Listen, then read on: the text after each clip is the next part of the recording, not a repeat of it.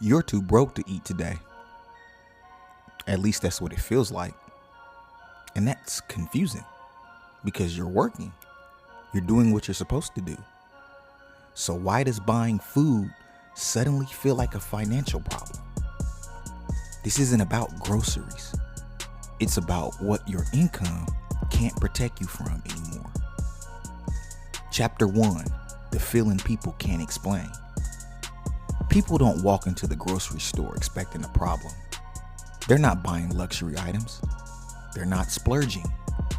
They're buying eggs, bread, meat, produce, the basics.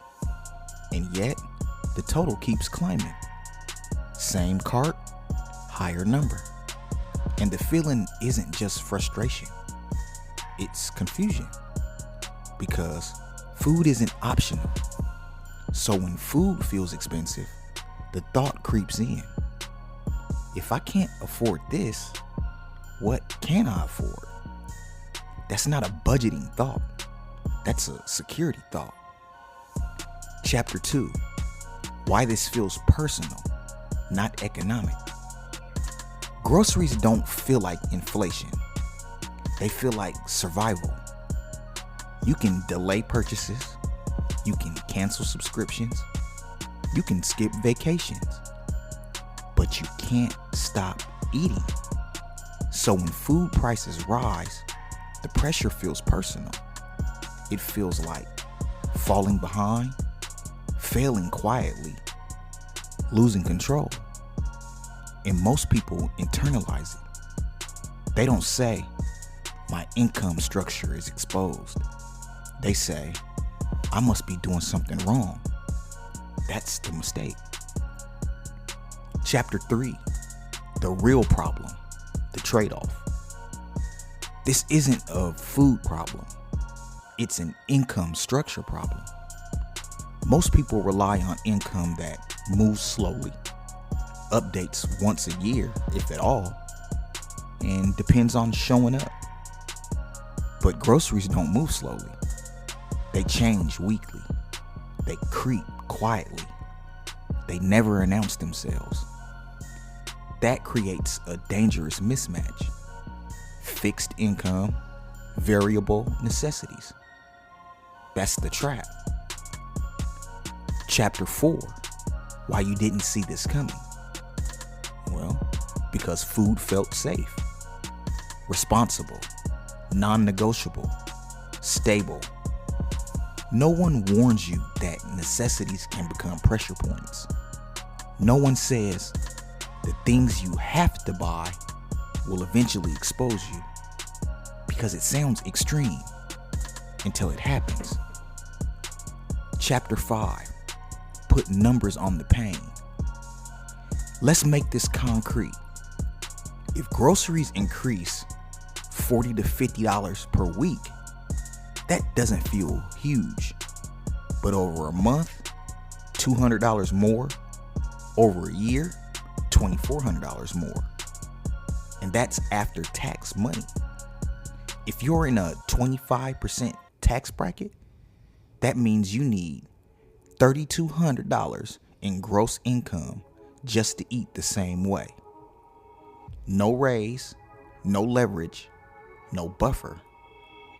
That's how stress compounds quietly. Chapter 6, why this keeps getting worse. Because income doesn't react. Expenses do. Prices adjust fast and wages lag. And when necessities rise faster than pay, every increase turns into pressure. Not because you're irresponsible, but because your income is reactive, not adaptive. That's the difference no one explains. Here's the part people don't realize. Grocery prices hurt more now, not because they're higher, but because people have less room to absorb them.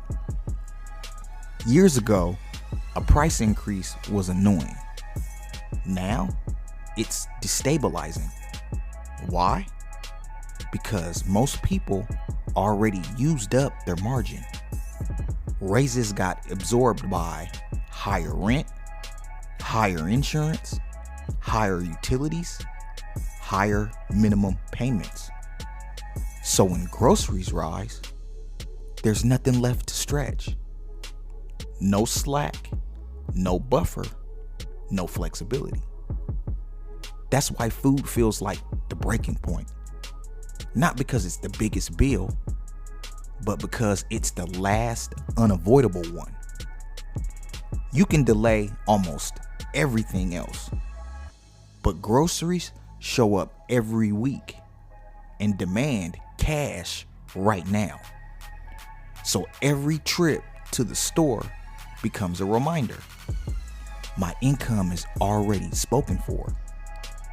That's the quiet panic people feel, even if they don't have words for it.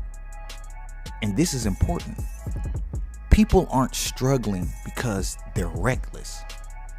They're struggling because their income is fully committed. Every dollar already has a job before it arrives.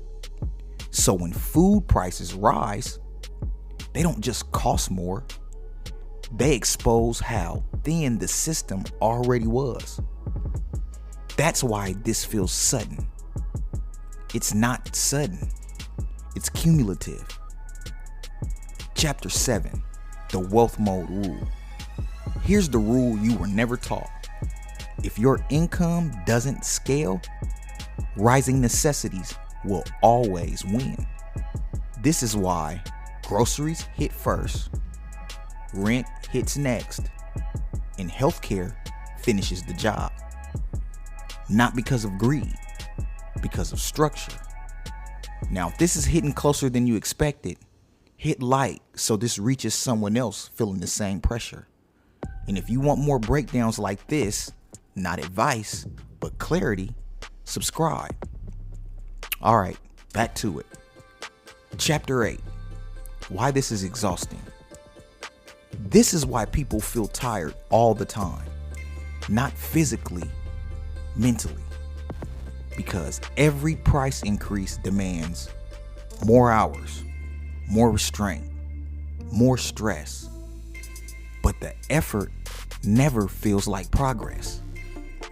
That's not laziness. That's dependence fatigue. Chapter 9, what this is really revealing.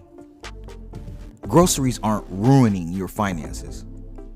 They're revealing something. They're showing you how exposed your income really is. When basics get expensive, it means margin is gone, flexibility is gone, resilience is gone. And without margin, everything feels fragile. Chapter 10, what this means.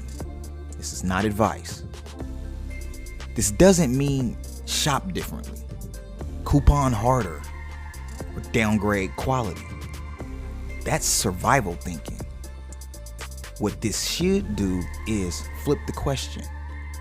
Not how do I spend less, but why does my income leave me this exposed?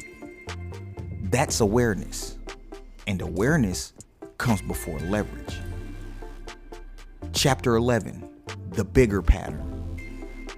Groceries are the warning light. If food is stressing you out, other necessities are coming.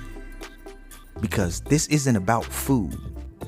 It's about depending on income that can't respond. That's why people feel like they're falling behind while doing everything right. So in closing, no, you're not too broke to eat. It just feels that way. Because necessities are rising and your income isn't built to protect you. Once you see that, you'll stop blaming yourself. You'll start questioning the structure. This is wealth mode.